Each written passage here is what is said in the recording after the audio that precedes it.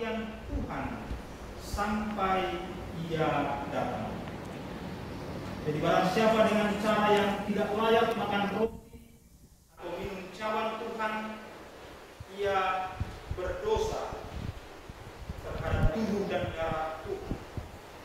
Karena itu hendaklah tiap-tiap orang menguji dirinya sendiri, dan baru sesudah itu ia makan roti dan minum dari cawan itu.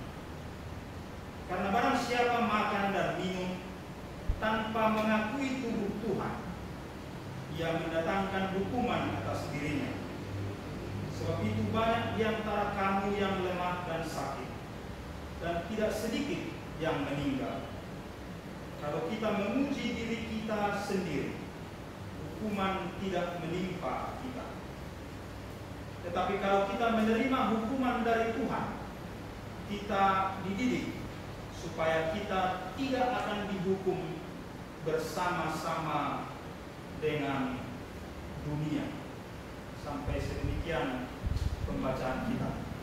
Ibu bapak dan saudara yang dikasihi oleh Tuhan, dalam pembacaan kita tadi dikatakan pada ayat 24 dan 25 bahwa apa yang dilakukan Tuhan Yesus itu adalah diperbuat menjadi peringatan akan Yesus. Yesus mengatakan, inilah tubuhku yang diserahkan bagi kamu, perbuatlah ini menjadi peringatan akan aku.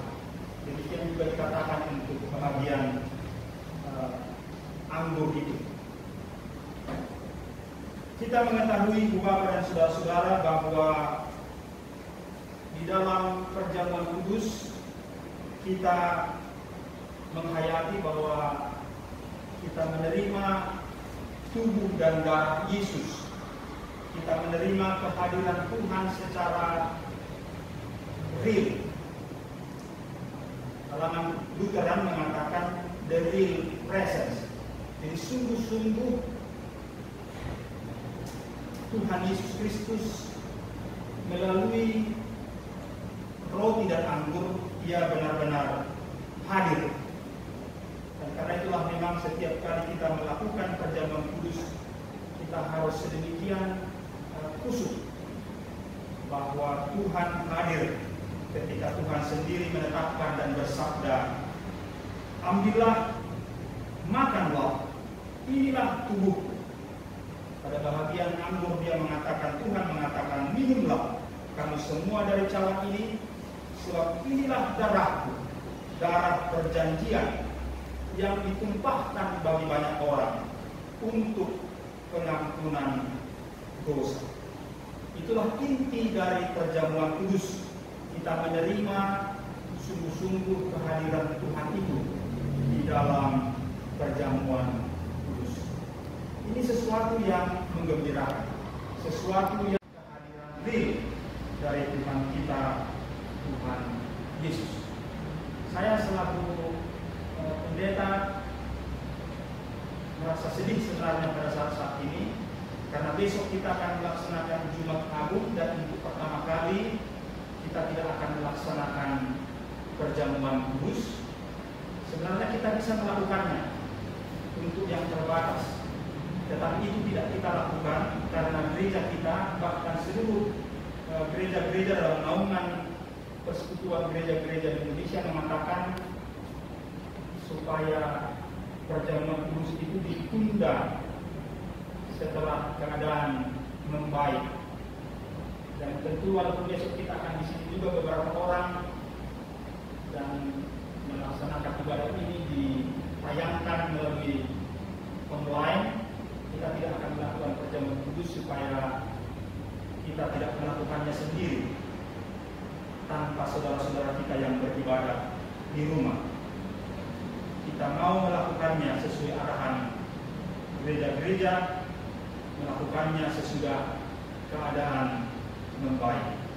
Tetapi sekali lagi Bapak dan saudara-saudara, makna perjamuan kudus itu ialah kita menerima kehadiran Kristus secara nyata, secara real, dan itu sungguh menggembirakan. Karena itulah setiap perjamuan kudus kita merasa seharusnya, dan itulah yang semestinya, kita merasa hidup kita dalam genggaman, dalam pelukan, dalam kasih Tuhan. Dalam pembacaan ini, Bapak dan saudara-saudara, ternyata ada aspek lain dari perjamuan kudus itu. Ada aspek di luar yang pokok itu. Dan itulah tadi yang dikatakan, perbuatlah ini menjadi peringatan akan aku. Aspek lain itu adalah bahwa perjamuan kudus adalah peringatan, anamnesis dalam bahasa Yunani. Anamnesis artinya mengingat, remembrance atau memorial, dan dalam Alkitab dikatakan peringatan. Aspek ini adalah juga aspek yang kita pahami sebagai aspek atau makna di dalam perjamuan kudus. Apa artinya? Sungguh sangat bermakna sesungguhnya arti dari anamnesis ini, remembrance ini, atau memorial ini, atau peringatan ini. Artinya ialah bahwa kita diingatkan Kristus telah melakukan perutusannya secara paripurna, secara lengkap, secara penuh, dan itulah penyelamatannya atas dunia ini. Kristus telah paripurna di dalam pelayanannya. Ia menjadi manusia, berinkarnasi, menjelma. Ia melayani. Kita ingat pengajaran Tuhan Yesus, aku datang bukan supaya dilayani, tetapi untuk melayani. Ini motto GKPI yang luhur mengikuti firman Tuhan. Melayani bukan untuk dilayani. Yesus telah melayani. Yesus yang hadir menjadi manusia, Immanuel, yang melayani. Apalagi yang lain? Yesus mengajar. Pengajarannya sungguh sangat luar biasa. Salah satu pengajaran yang disuka bahkan di luar kita yang Kristen adalah tentang khotbah di bukit. Mahatma Gandhi suka sekali dengan itu, tapi kecewa dengan orang-orang Kristen yang menolak dia masuk ke gereja untuk mendengarkan Yesus. Tapi tidak dia kecewa kepada Tuhan Yesus, karena Yesus mengajar bahkan kasihilah musuh. Itu sangat tinggi nilainya dan mengesan bagi banyak orang. Apalagi perutusan Tuhan yang dilakukannya secara penuh itu, yang kita ingat di dalam perjamuan kudus. Kita diminta mengingat itu. Lakukanlah, perbuatlah ini menjadi peringatan akan aku. Yang kita ingat juga adalah penderitaan. Ya, taat sampai mati. Besok kita akan datang dalam ibadah, apakah di gereja atau di rumah.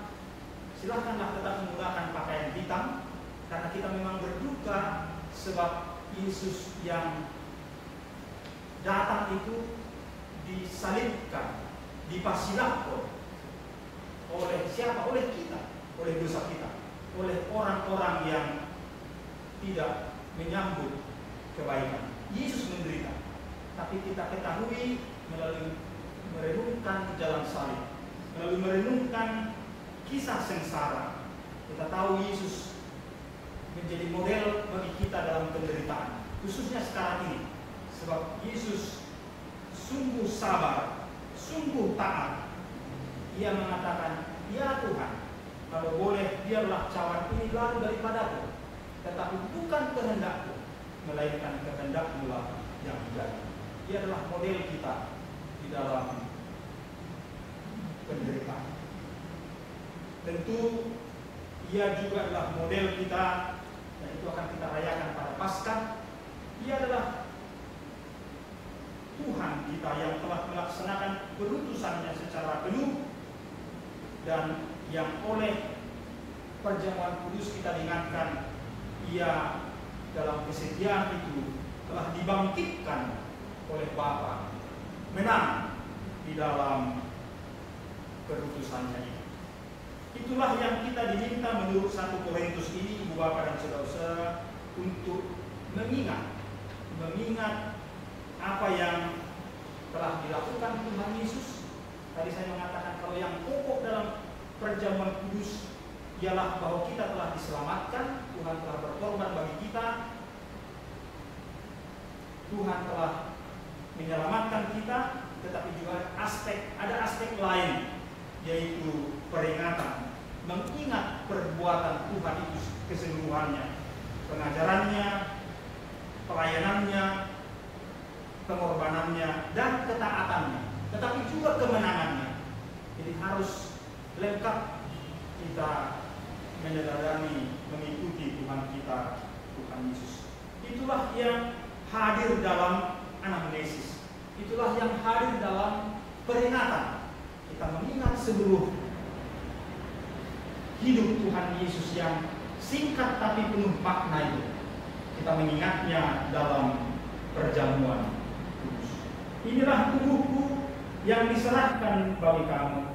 Perbuatlah ini menjadi peringatan akan aku.